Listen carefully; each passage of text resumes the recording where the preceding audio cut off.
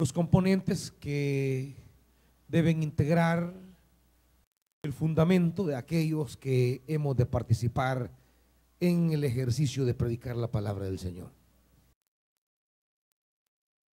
¿Qué era lo que hace 8 días desarrollábamos, hermanitos?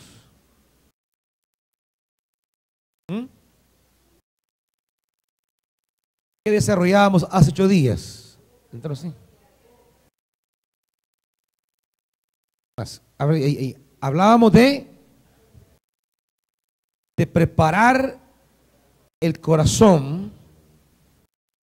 Es como una etapa previa, preparatoria, para pretender o acceder o buscar entrar a la palabra de Dios. Lo primero decíamos ayer, el martes, basados en Esdras 7, preparar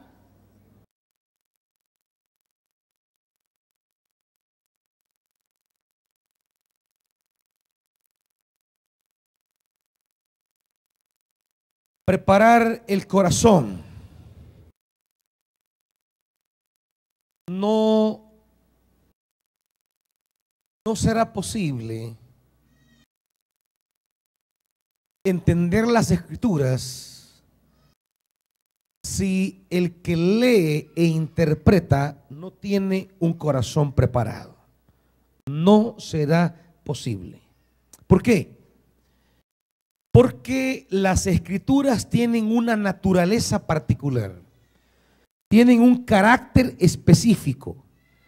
Las Escrituras tienen diríamos, una característica particular.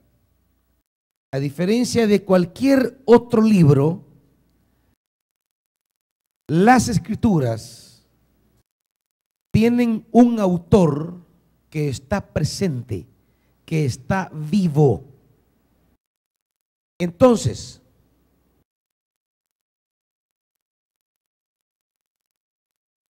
tenemos las Escrituras.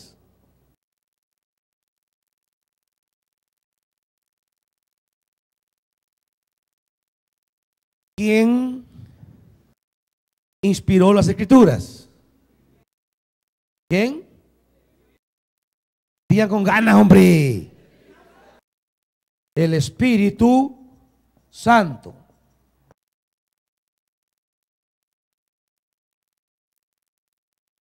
Tenemos entonces un texto. A ver si me preparan el triángulo allí. Tenemos un texto. Tenemos, diríamos, un autor.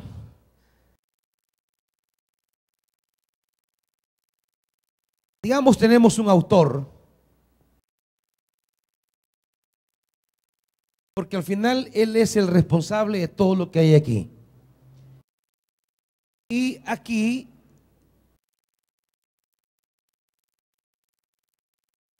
tendremos también un escritor.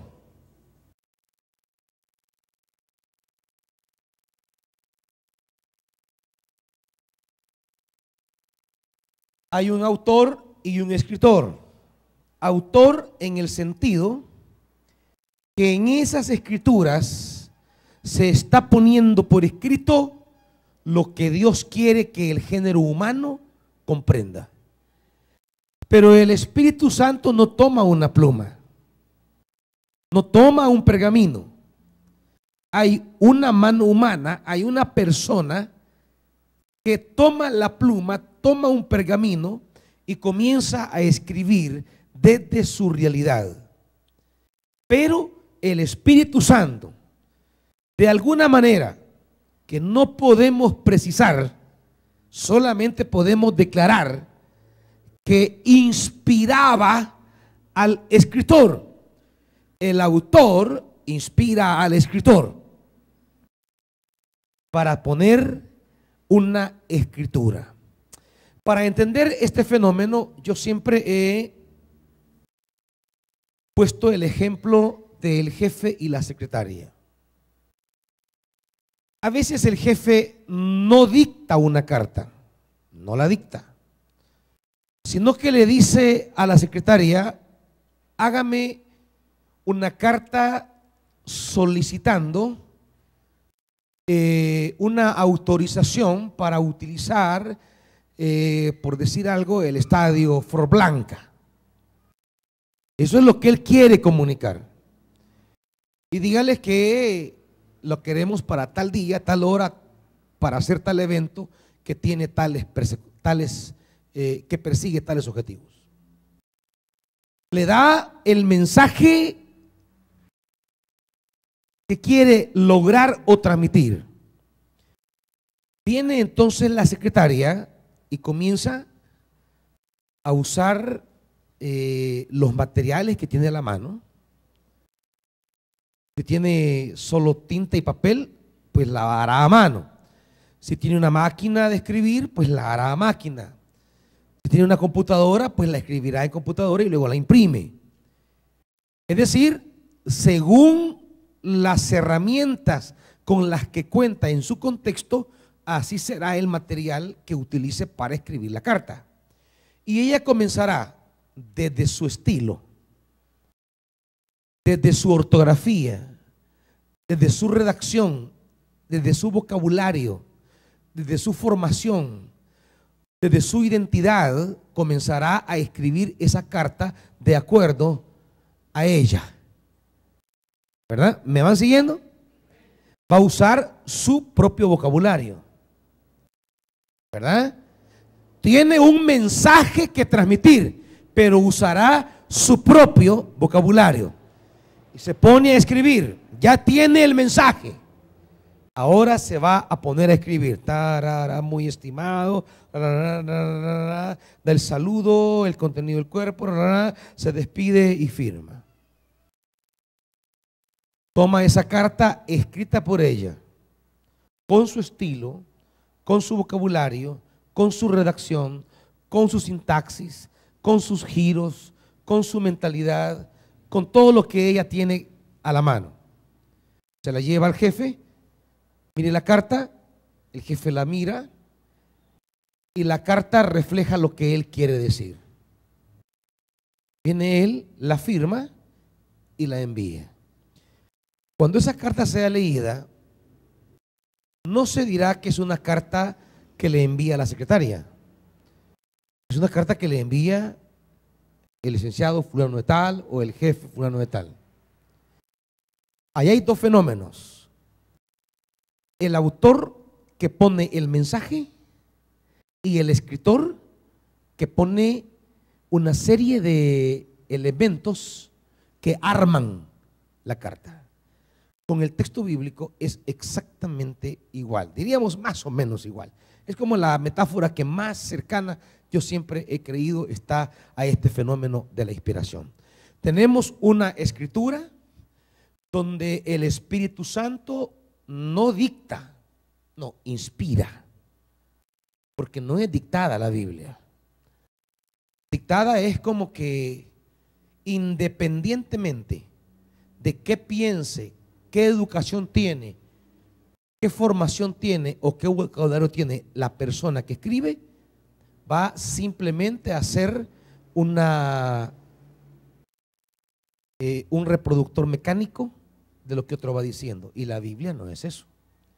La Biblia no fue dictada por Dios, fue inspirada por Dios. Son cosas distintas, son fenómenos espirituales que se dan y fenómenos formativos. El fenómeno espiritual de inspirar y el fenómeno formativo para poder escribir son dos procesos divinos humanos que se juntan en un libro que será divino humano. Por eso es que no fue dictada, sino inspirada. Y claro, el fenómeno de dictado se comprende desde el momento que los escritos bíblicos reflejan la personalidad de quien lo escribe. Si fuera dictada, todos los libros fueran igual, todos, porque sería la misma persona que está dictando y todos los libros no son iguales. Usted puede muy bien ver las características de quien escribe Gálatas y las características de quien escribe Santiago, por ejemplo. Son estilos, vocabularios, concepciones distintas, completamente distintas. Usted encuentra en Gálatas a un escritor que refleja un carácter tempestuoso, un carácter radical, un carácter duro, un carácter acelerado, pero que tiene un vocabulario muy rico, muy florido, diríamos, un vocabulario muy amplio y que plantea cierto conocimiento de todo lo que hay en el Antiguo Testamento. Usted mira otras cartas que también son palabra del Señor y no va a reflejar lo mismo. Es más, Pablo llega a decir con mucha claridad en cartas como 1 Corintios, particularmente capítulo 7, cuando dice: esto lo dice el Señor. Y luego dice: esto no lo dice el Señor, lo digo yo. Entonces él está hablando de una manera que sentimos que Pablo está hablando. Por ejemplo, cuando escribe la carta a Corintios, en el capítulo 1, él dice: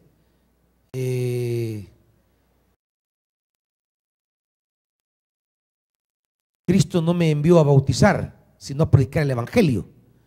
Solo he bautizado, dice, a fulano y a mengano, y realmente no recuerdo haber bautizado a otro. No sé, dice él. O sea, uno siente que está hablando el escritor. O sea, no es el espíritu que está con ese pensamiento de decir: no sé si ha bautizado a alguno. Entonces ahí convergen entre el Espíritu Santo que pone el mensaje,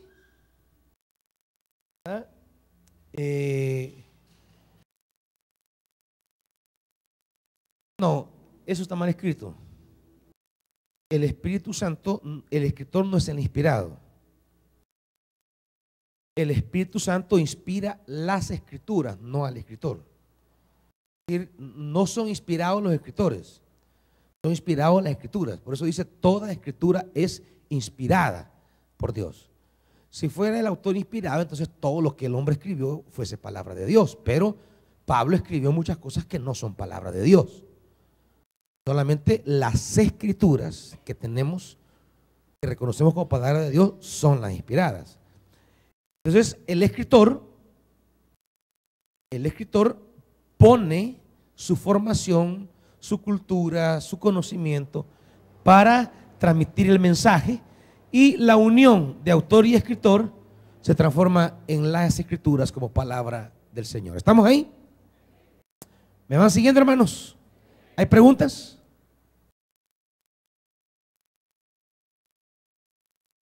¿Preguntas? Ya les hemos dicho que más que inspiradas, son expiradas las escrituras. Porque inspirar es el movimiento del aliento, que es este. O sea, introducir aire. Y ese no es el término que se emplea en griego. En griego el término que se usa es expirar. Las escrituras, más que inspiradas, son expiradas. O sea, es aire de vida que saca Dios. Pero como desde los orígenes se comenzó a hablar de inspiración, resulta que ahora cambiar el término es un lío. Se habla de inspiración porque el término ya no se puede cambiar, porque se ha hecho tan común, tan oficial. Y se habla de inspiración, pero siempre se explica que realmente no es que Dios jala hacia adentro de la escritura, no. Dios saca neuma, o sea, saca aire de sí mismo sobre la escritura. La inspiración es como el acto de aprobación de Dios. Yo siempre digo, es como la firma del jefe sobre: sí, estoy de acuerdo. Lo firma, y desde el momento que lo firma, esa carta ya no se lee como de Pedro, Juan, Mateo, sino que se lee como del Espíritu Santo. Entonces, eso es la inspiración. ¿verdad? Es la firma del Espíritu, el aval que da el Espíritu a un documento en el cual Él ha revelado, y ahí sí entra más la frase para los hermanos que están en computadora, ha revelado el mensaje al escritor y Él lo ha puesto por escrito, y la inspiración es el acto de aprobación que hace el Espíritu sobre las Escrituras. Es la firma de decir, sí, esto es lo que quise decir. Y lo aprueba con el soplo divino, ¿verdad? ¿Preguntas hasta aquí? Pregunten, hermanos. Queden con dudas sobre lo que estamos hablando. Bien. Pero luego viene el lector.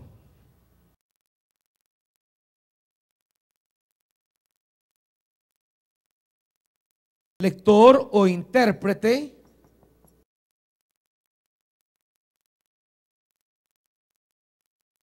Lector o intérprete. Luego viene alguien, años, décadas o siglos o milenios aún después que ese documento fue terminado y el Espíritu lo aprobó. Luego vienen lectores o intérpretes posteriores a quererlo entender. Quieren entender, interpretar para predicar. Un libro que fue escrito hace muchísimos años. Por ejemplo, la carta a los 1 Corintios lo dice ya el pasaje. Esta es una carta a la iglesia que está en Corinto, que está en Éfeso, que está en Roma, que está en Galacia. Ahí está. Pero nosotros, sobre la base de la inspiración, creemos y afirmamos, declaramos que ese escrito que era para los hermanos en Roma también es palabra de Dios para nosotros ahora. Y entonces tenemos que interpretar cómo es que un mensaje de hace 2000 años dirigidos a una comunidad particular del siglo I en la capital del imperio también es palabra de vida para mí ahora. Entonces, ¿cómo se hace ese apropiamiento de ese escrito? ¿Cómo se hace palabra de Dios para mi vida hoy? Ese es el proceso de la interpretación. Y el que interpreta o el que lee en la actualidad debe tener dos procesos. El primero es justamente el que queremos cerrar ya, porque hay otras cosas que ver, y es preparar el corazón. Y es que el lector debe tener armonía con el autor. Debe haber armonía entre la persona del Espíritu como autor, como inspirador de la Escritura, y el lector como aquel que quiere actualizar ese escrito divino en la realidad humana ahora. Entonces, entre ese autor y ese lector o intérprete debe haber un flujo de comunicación. Por eso debe preparar el corazón. Y preparar el corazón es transparentar, alimentar una relación entre él como persona que interpreta y el Espíritu como persona que inspiró la Escritura y puede iluminar el corazón ahora. Eso es lo primero y fundamental. ¿Me van siguiendo? Lo segundo, pero lo veremos más adelante, solamente lo voy a dejar planteado aquí, es que entre el lector y el escritor debe haber también una relación. No solamente es una relación de compañerismo y amistad con el Espíritu Santo, porque es el único que puede actualizar con viveza, con autoridad y con frescura un libro de hace 2000, 3000 o 4000 años. Porque hay documentos antiquísimos de la escritura y el más reciente, pues diríamos que estamos por los 2000 años, 1900 años del más reciente. ¿Cómo se actualiza ese documento y se hace palabra de Dios ahora? Lo primero es la relación. No pueden hacer la flecha, hijos. ¿Qué he hecho yo allí? La relación de armonía, correcto. No, pero aquí, ciérreme aquí. Y ciérreme aquí. Flecha aquí y flecha aquí. Primero es la flecha aquí y flecha aquí. Son dos procesos diferentes. ¿Me entendieron, sí o no? Va. Entonces, estamos hablando de preparar el corazón, quiere decir, debe haber entre el intérprete y el autor una fluidez. Esto hace que el proceso de interpretar las escrituras sea un proceso espiritual. Y solo en la medida que ese proceso sea espiritual, será un proceso vital para la comunidad a la cual se quiere interpretar la Biblia. Solo en la medida que este proceso esté fluyendo, el corazón del espíritu y el corazón del intérprete esté en ese ir y venir, ir y venir, ir y venir. Solo en esa medida la interpretación de la escritura será una interpretación de vida, de esperanza, de poder, de transformación en la comunidad a la que se quiere anunciar el mensaje del evangelio. ¿Van siguiendo? Si no hay ese mover, ese ir y venir, ese fluir entre el espíritu y nosotros, entonces corremos el riesgo que la interpretación sea un ejercicio meramente académico y deje de ser un acto de impacto espiritual. ¿Por qué digo académico? Porque hay otro proceso que es este. Un proceso que va desde el lector al escritor. Y aquí echamos mano, y ya lo veremos más adelante, les traeré las herramientas. Les voy a presentar no solamente en texto aquí y foto, sino que voy a traer una mesa aquí con herramientas para poder acercarme al mundo del escritor. Para conocer el escrito, deberé acercarme al mundo del escritor. Quiero conocer, por ejemplo, el mundo de Corinto para entender los dramas y las tramas que plantea la carta. Entonces, vengo y conozco al escritor, la comunidad a la que está escribiendo, cuál es el contexto, cómo era el escritor, quién era, la comunidad, cuándo se fundó, qué características tenía, cómo era la sociedad, porque no es lo mismo la sociedad, por ejemplo, de Corinto, una sociedad cosmopolita, muy relacionada con el resto de las ciudades del mundo a través del puerto de Acaya y toda la afluencia de culturas que convergían en un puerto. No es lo mismo una ciudad de Corinto como, diríamos, una ciudad de Filipos o una ciudad de Esmirna. ¿Cómo era la ciudad? ¿Qué características tenía? Cuando dice la iglesia que está en Pérgamo, ¿cómo era Pérgamo? ¿Cuáles eran sus características culturales, sociales, religiosas? Entonces, entramos a estudiar la realidad del escritor y de la comunidad a la que va dirigido el documento. No solamente del escritor como persona, sino de la comunidad como, diríamos, el pueblo que recibió ese documento. Entonces, aquí venimos y echamos mano a una serie de diccionarios arqueológicos, diccionarios bíblicos, diccionarios etimológicos, diccionarios de términos,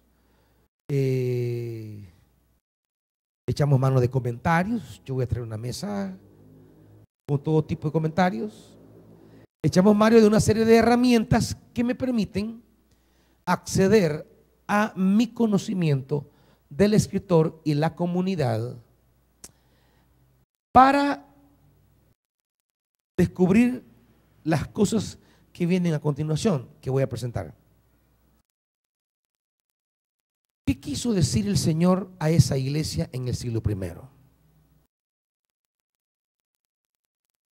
Y eso yo lo hago a través del trabajo de investigación bibliográfica.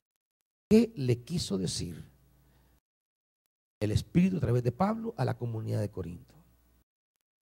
Y luego, ¿qué le quiere decir el Espíritu Santo hoy a través de este escrito a su iglesia en el presente? Son dos procesos y aquí deben converger estos dos componentes. Hoy día, y dejo esto está aquí para avanzar, hoy día tenemos dos gravísimos peligros. Y los dos peligros que enfrentamos es la ruptura de la armonía de estos dos procesos. Estos dos procesos deben caminar juntos como las piernas. La derecha, la izquierda. La derecha, la izquierda. La armonía de las dos piernas, la existencia y la armonía de las dos piernas nos permite avanzar en el camino. La armonía de estas dos piernas son las que nos permiten traer un mensaje de vida a la iglesia hoy. Pero existen dos graves problemas hoy en la iglesia que parten de una raíz común: la ruptura de este proceso armónico. Y tenemos una cantidad de iglesias que se quieren quedar solo con esta parte: el intérprete y el espíritu. Son las iglesias que comienzan a decir: ¿y el estudio? ¿Para qué? ¿Para qué estudiar? ¿Para qué leer? ¿Para qué investigar? Si tenemos al Espíritu, lo tenemos todo. Esa posición no es nueva, es bien antigua. Uno de sus primeros promotores fue un señor llamado, en el siglo II, a mitad del siglo II, estaban los marcionistas y estaban se me ha ido el nombre de este hombre. Tenía dos profetisas que anunciaban que eran poseedoras del Espíritu y que ellas le daban a él el mensaje del Espíritu de manera directa. Montano, se llamaba Montano, un presbítero del siglo II, a mediados del siglo II, cuando la iglesia, cuando decimos siglo II, estamos hablando del 150 después de Cristo. La iglesia había perdido vigor espiritual, la iglesia había perdido esa fuerza carismática y se estaba convirtiendo poco a poco en una institución, en una organización, en algo tan formal que se perdió la vida del Espíritu. Aparece Marción con dos profetisas para decir que el Espíritu ha renovado su presencia en la iglesia a través de él. Y comienzan a dar señales muy interesantes, milagros que ya estaban dejándose de dar en la iglesia, lenguas, profecías y cosas muy muy del siglo primero, muy del Nuevo Testamento. Y de allí era el atractivo. El atractivo era que Montano y Priscila era una de las profetisas, y la otra era Priscila y un nombre de alguno de ustedes ha de ser. Entonces comenzó a generar atracción en las iglesias porque era la vivencia de cosas que ya habían pasado en la vida de la iglesia. Y para muchas congregaciones era como volver a la vida de los apóstoles, y generó mucha atracción. Pero cometió un gravísimo error que no cometió ni Pablo ni los apóstoles. Y es que la vida de la iglesia no solamente es cuestión de esta relación. También hay que estudiar las escrituras y todos los componentes cercanos a la escritura. Y decía Montano, no, decía, si tengo el Espíritu, Él me va a dar todo a mí, no tengo necesidad de estudiar. Como muchos pastores en pequeñas comunidades que tienen una preocupación por darle al Espíritu Santo protagonismo en la comunidad, lo cual es válido, es importante, es correcto querer darle al Espíritu Santo un rol más decisivo en la iglesia, pero eso no debe sacrificar el estudio.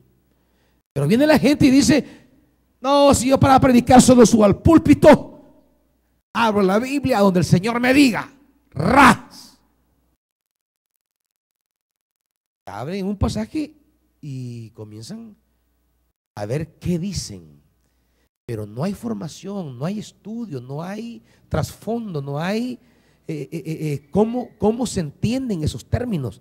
Hay términos en la Biblia que hay que rastrear su sentido. Y ahí dice, si la sal perdiera su sabor, no sirve para nada, sino para el muladar. ¿Qué es eso el muladar? Hay que trazar una investigación sobre qué es eso.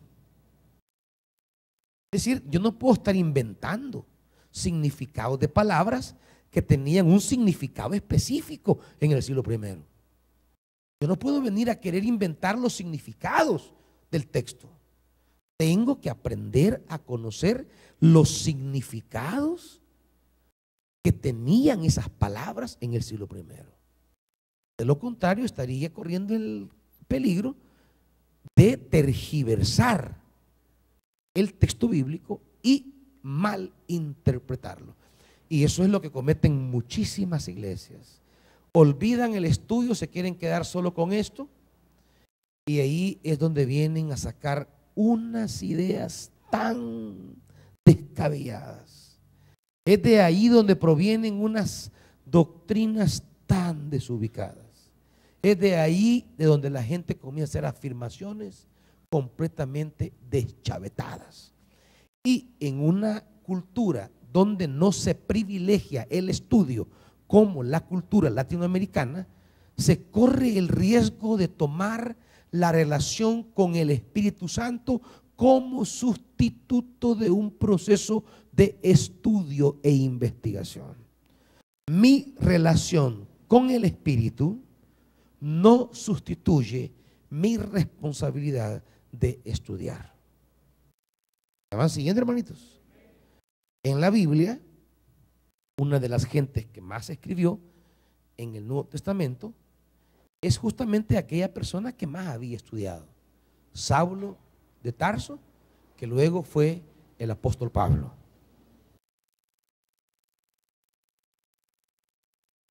Tenemos que por lo menos una tercera parte del Nuevo Testamento son sus escritos. Es el hombre que más aporta documentos al Nuevo Testamento. Y es, por supuesto, alguien muy bien preparado. Pablo llega incluso a crear conceptos que no existían en el siglo primero. Por ejemplo, él quería transmitir lo que le había dado el Espíritu Santo, de que Cristo estaba por encima de todo. Y él tomó entonces términos, los unía y formaba palabras nuevas que transmitían lo que el Espíritu le mostraba. Una de esas es la palabra griega anakefalaiosis, cuando dice poner a Cristo por cabeza de todas las cosas, o poner a Cristo como suma de todo cuanto existe. Ese es un término que no existe en el siglo I en ningún documento. Es un término creado por el apóstol Pablo para expresar lo que el Espíritu le está transmitiendo. Entonces, la formación de alguien es un instrumento precioso para que el Espíritu Santo pueda mostrarnos profundidades que otros no entienden.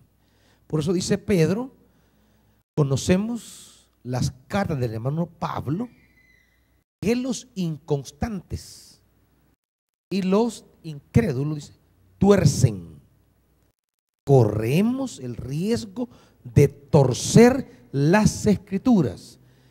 Y en esta sociedad latinoamericana, donde la gente no le gusta leer, una de las penas más grandes que tenemos en este país, la gente no le gusta leer, no lee.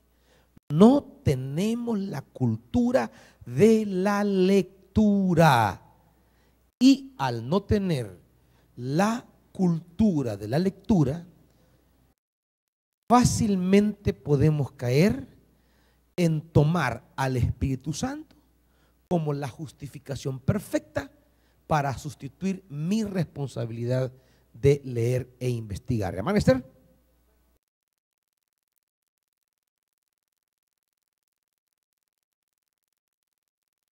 Claro, todo eso hay que investigar, hay que leer, todo eso hay que trabajar. Por ejemplo,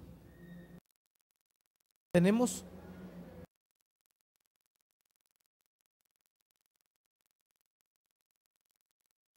¿por qué?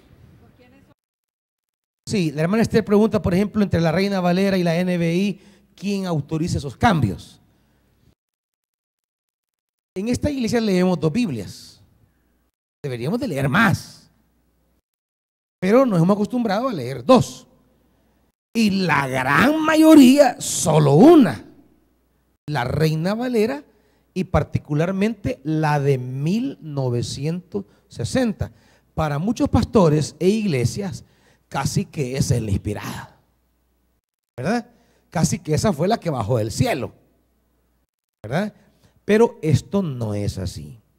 Solo brevemente voy a explicar esto para que vean cómo la falta de estudio nos hace caer en ingenuidades y en ignorancias que nos hacen decir tonteras. Yo he oído a mucha gente, a muchos pastores decir que la NBI es una Biblia maldita, una Biblia del diablo, una Biblia inspirada en el infierno. Y comienzan a preguntar, ¿y por qué, pastor? Porque esa Biblia traduce cosas que no son así. Aparte que le corta pedazos. Y ya sacan la Reina Valera y la NBI. Ya le dicen, ejemplo, el Padre Nuestro. Y comienzan, Padre, miren la Reina Valera, Padre Nuestro que estás en los cielos, que es el que todos conocemos, va. Santificado sea tu nombre, venga a nosotros tu reino, perdónanos, no nos dejes caer en tentación, mas líbranos del mal, porque tuyo es el reino, el poder por los siglos de los siglos. Amén. Y miren la NBI, le ha quitado un pedazo al Padre Nuestro. Comienza bien, dicen ellos. Padre Nuestro que estás en los cielos, santificado sea tu nombre, venga a tu reino, sea tu voluntad. Danos el pan de nosotros cada día, perdónanos nuestras deudas, no nos dejes caer en tentación, mas líbranos del mal. Punto. Y ahí termina. Mire, le han quitado toda la parte que dice, porque tuyo es el reino, el honor y la gloria por los siglos de los siglos. Amén. Le han quitado el reino a Dios. Claro, ya la gente dice, es cierto, le han quitado este pedazo al Padre Nuestro, pero si es el Padre Nuestro. Y comienzan a decir, y la Biblia dice, maldito el que quitare un pedazo, porque yo también lo borraré del libro de la vida. Y comienzan a echarle ya maldiciones a quienes tradujeron el Padre Nuestro como está en la NBI. Y el pueblo, si los pastores andan en la ignorancia, ¿cómo va a andar el pueblo? Entonces viene el pueblo y dice, es cierto, pastor, no nos habíamos dado cuenta. El Señor lo bendiga por sacarnos del mal, del peligro, de la ignorancia. ¿Me van siguiendo? Lo que sucede es que esto es un tema largo, es un tema extenso. Lo he procurado explicar en otro contexto, solo voy a dar una explicación breve, porque en un momento llegaremos a este tema a nivel ya del proceso completo de la escuela de predicadores. Solamente voy a dar una breve explicación porque lo saca a luz del menester y de seguro ha de ser preocupación o inquietud de muchos que hasta les puedan decir, si mira, ¿y para qué vas a la Betania? ¿No ves que hay un pedazo de Biblia? ¡Usan! Te voy a enseñar. Y usted, ay, es cierto.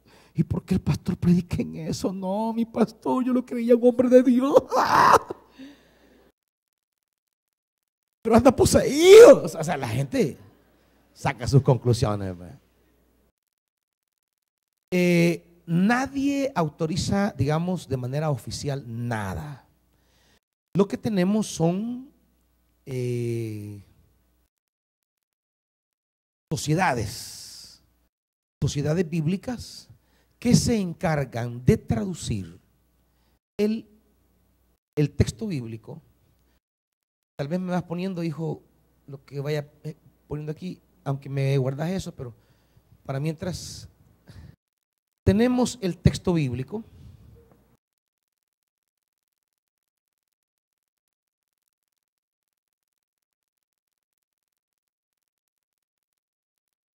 Al que denominamos palabra del Señor. Pero el texto bíblico viene originalmente en 3 idiomas. El Antiguo Testamento, en un 99%, está escrito en hebreo y unas cosas míseras, pequeñísimas, en Daniel, en Jeremías y en otro profeta por ahí, están en arameo. Pero en su gran mayoría está en hebreo. Y el Nuevo Testamento, que está en griego. Esos son los idiomas originales en los cuales fue escrita la Biblia. Pero resulta que allá por el siglo IV hubo un obispo de la iglesia que hizo una traducción de la Biblia del griego y del hebreo al latín. Su nombre fue Jerónimo, uno de los grandes biblistas de la iglesia primitiva. El mundo romano es el que reinaba y Jerónimo hizo el gran aporte de poner la Biblia en el idioma latín. Y aunque la iglesia todavía no había oficializado el latín, pero en el camino la iglesia fue adoptando esa Biblia como instrumento de predicación, porque el gran mundo después hablaba latín. Entonces, allá en la Edad Media,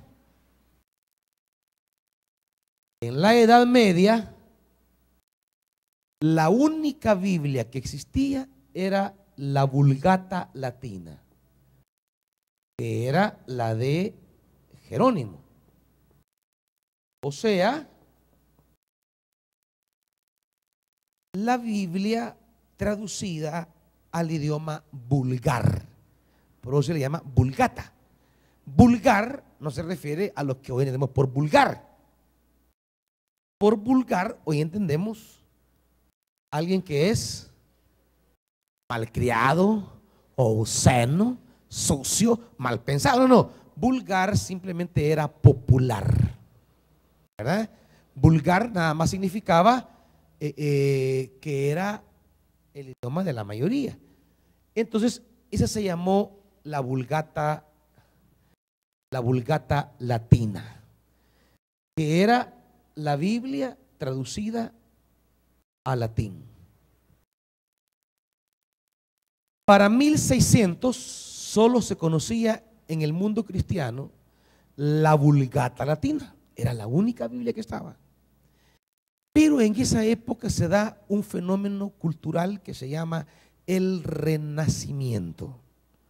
Los que estudian ya bachillerato han escuchado todo este mover con Petrarca, con Boccaccio, donde se da esa actitud cultural de volver a las raíces, o sea, de renacer, de encontrar el sentido de la historia presente, encontrarla en los orígenes de esa cultura.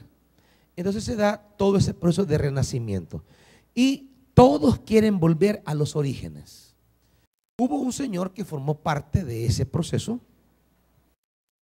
y se llamó Erasmo de Rotterdam, así se llamó él. Entonces él hizo un trabajo fantástico, un trabajo titánico, un trabajo único para su momento. Ya no existía las Biblias en sus originales, ya no estaban. No se había popularizado eso. Entonces vino él en la Edad Media, Erasmo de Rotterdam, decidió volver a los idiomas originales en que la Biblia fue escrita. Y entonces él preparó una Biblia en los idiomas originales. Se encontró con muchos problemas para hacer tal tarea. Se encontró con que no habían muchos manuscritos. Buscaban en las bibliotecas de las iglesias del Vaticano y no encontraban suficientes documentos en griego, que era el idioma original del Nuevo Testamento. Entonces él comenzó a ver todos los documentos que habían en griego, que encontró unos poquitos, no pasaban de unos 24 documentos que él encontró. Un pedazo por allá de Marcos, otro por allá de Lucas, otro por allá de las cartas de Pablo, que estaban en griego. Y él comenzó a armar de nuevo y se encontró con el problema que no tenía ningún documento para algunos libros del Nuevo Testamento, como Apocalipsis, por ejemplo. No encontró ningún texto griego de Apocalipsis. Entonces vino él, hizo una traducción a la inversa. Del latín tradujo al griego para tener un Apocalipsis en griego. Entonces, él formó, no están poniendo esto aquí, hijos. No van actualizando esto. Él formó, Erasmo de Rotterdam, formó un texto griego que le llamó el Textus Receptus. El texto receptus, o sea, el texto recibido significa eso. El texto recibido. Entonces, él le llamó Textus Receptus a esa reconstrucción que él hizo de la Biblia en los idiomas originales. ¿Me van siguiendo, hermanitos? Claro, tomando en cuenta que muchos, unos dos, tres libros, los tradujo de latín a griego. Y tomando en cuenta algo, de repente se encontraba un texto en griego de los poquísimos que encontró. De repente tomaba un texto que difería en el mismo texto, difería de otro documento que él encontraba en griego, y él no hallaba qué hacer para decidir cuál de los dos. Entonces él tomó un principio bien sencillo. Él vino y cuando hizo el nuevo texto, él incluyó los dos textos, es decir, lo arregló para que incluyeran los dos textos en el nuevo texto, porque él decía, yo no sé cuál es. Apaguen el volado rápido, hombre. Él decía, yo no sé cuál es el texto verdadero, decía él. No sé.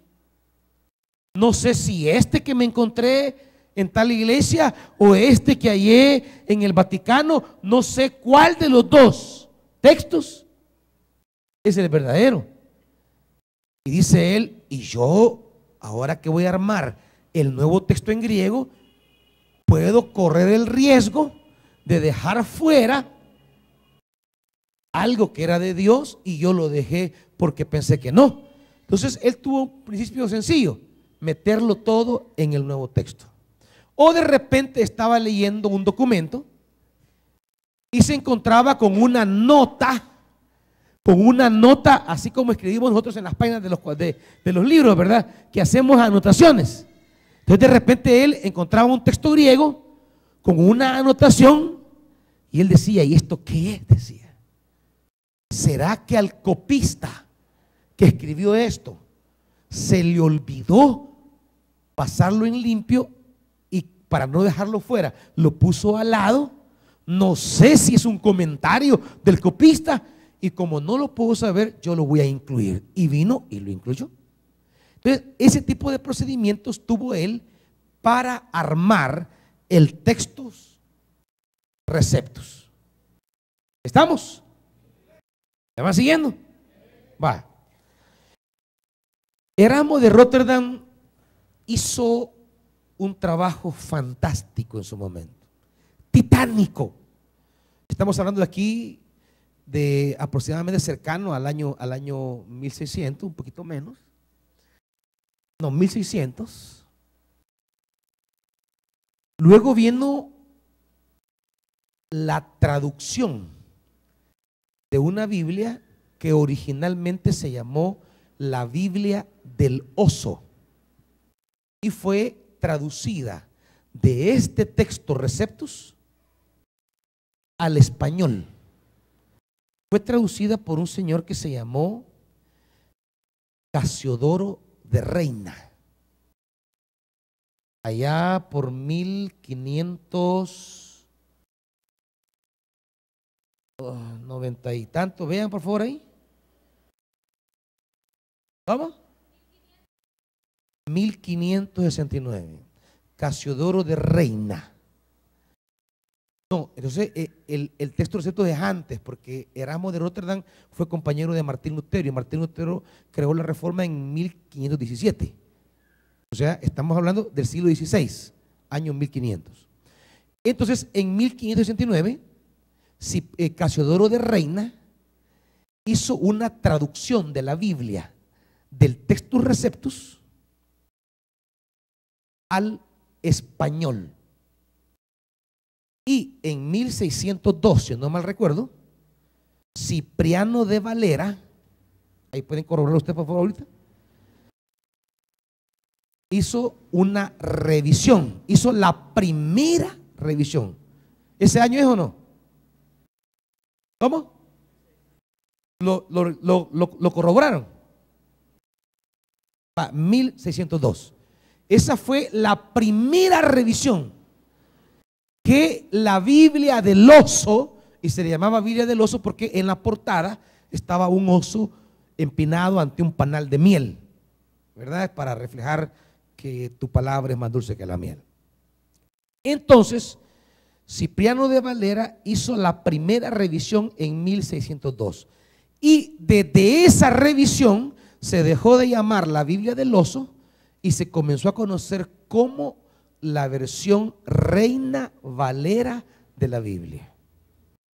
Y comenzó a ser revisada una y otra y otra y otra vez, porque el idioma es dinámico, el idioma va cambiando, el idioma va transformándose y por tanto los sentidos de las palabras van cambiando y hay que ir actualizando un documento. Entonces la Reina Valera comenzó a sufrir cambios y la última, bueno, no la última, una de las revisiones que se hizo, la oficial como la inspirada, es la Reina Valera de 1960 y esa es la que tenemos ahí.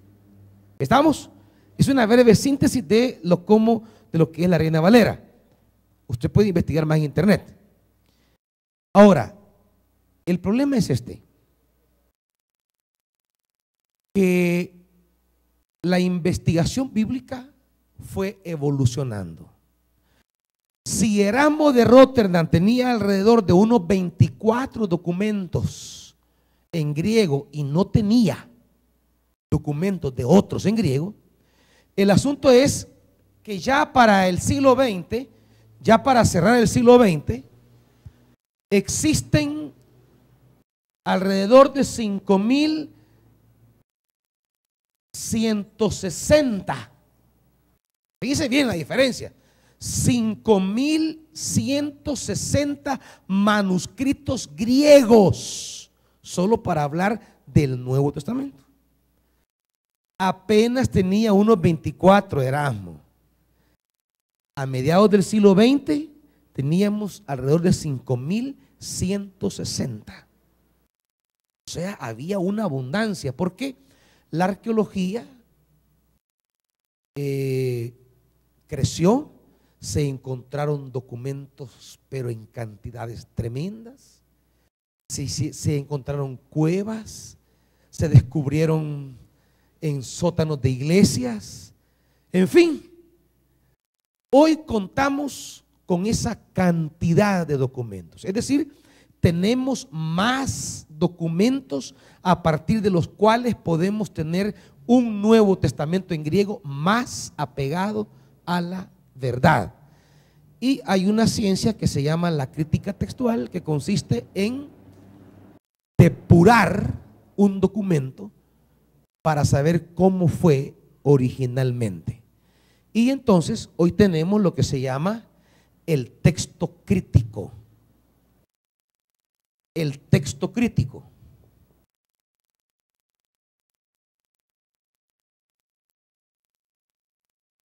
Y para ir terminando rapidito, por texto crítico entendemos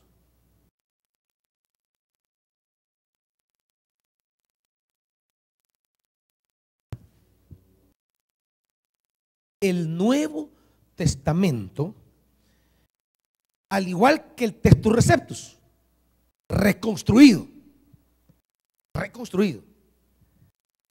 Solo que Erasmo de Róterdam lo reconstruyó con 24 manuscritos y donde no encontró, tradujo de latín a griego.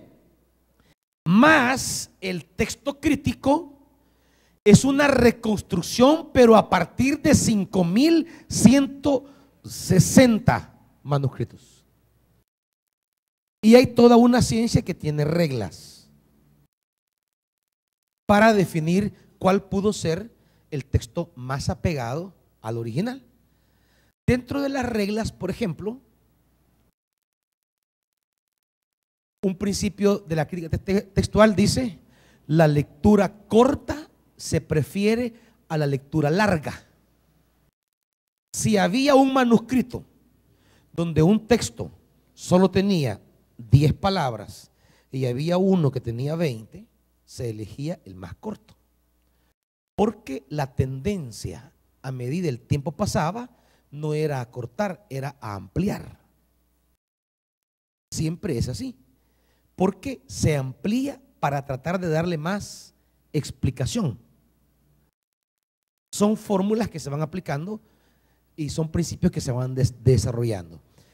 Entonces se llegó a establecer un texto crítico sobre esa base. Y de repente nos encontramos otra vez con el Padre Nuestro. Que resulta que cuando Erasmo de Rotterdam reconstruyó el Padre Nuestro, Mateo 6, con lo que tenía, el agregado, porque tuyo es el reino, el poder y la gloria, eso lo agregó él porque lo encontró en más de algún manuscrito y él no sabía si meterlo o no meterlo.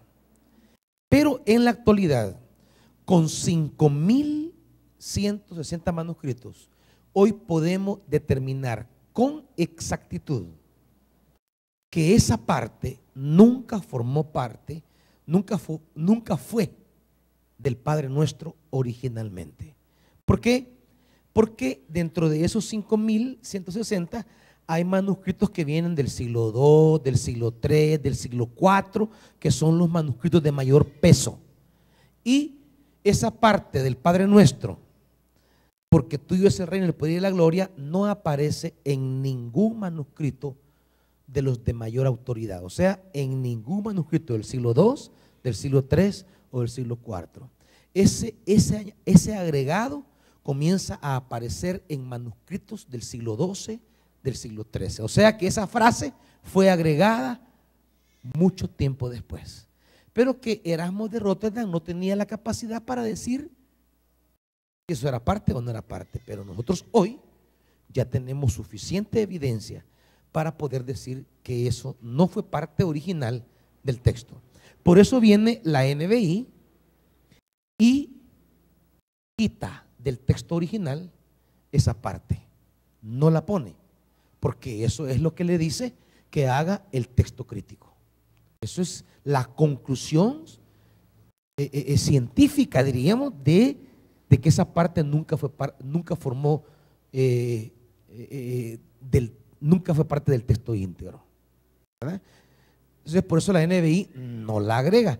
Si alguien no sabe estas cosas, llega a la conclusión sencilla, superficial y fácil de decir la NBI le está quitando a la Biblia pedazos. No. La NBI está quitando lo que nunca realmente fue parte del texto griego original. ¿Me entienden, hermanitos? ¿Alguna pregunta para terminar? Porque no tengo ya más tiempo. Entonces, cuando estemos leyendo la NBI y la Reina Valera, muchos se van a encontrar con esas diferencias hasta de contenido, que hay pedazos que no están. Pero es por esto. La NBI ha quitado palabras, frases, ideas, líneas, párrafos y aún textos completos que nunca formaron parte del griego original del Nuevo Testamento. ¿Estamos, hermanitos? Claro, esto es parte de la segunda dimensión, estudiar. Pónganse de pie, hermanitos.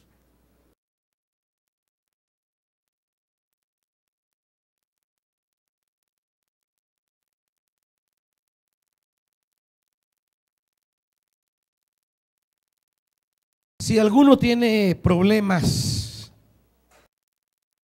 para preparar su corazón en esa comunión con el Espíritu Santo, bueno, puede pedirle ahora al Espíritu Santo que haya esa comunión. Si alguno tiene problemas por estudiar, no le nace leer, no le nace investigar. Le he enviado 20 libros y no ha leído ni uno. Esa pereza hay que resolverla. Y puede pedirle en esta hora al Espíritu Santo que le dé la disciplina del estudio, de la lectura, de la investigación. Porque el Espíritu Santo no apadrina a ningún perezoso, a ninguno. Él no es padrino de haraganes. Él acompaña, ilumina a aquellos que se rebuscan por aprender.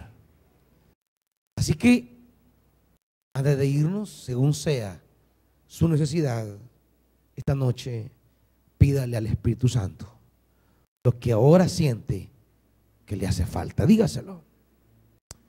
Tómese un minuto antes de irnos para pedirle al Espíritu lo que le hace falta.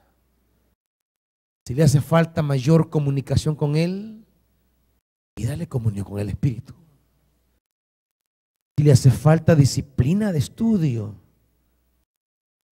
entonces pídale que le dé amor por el estudio.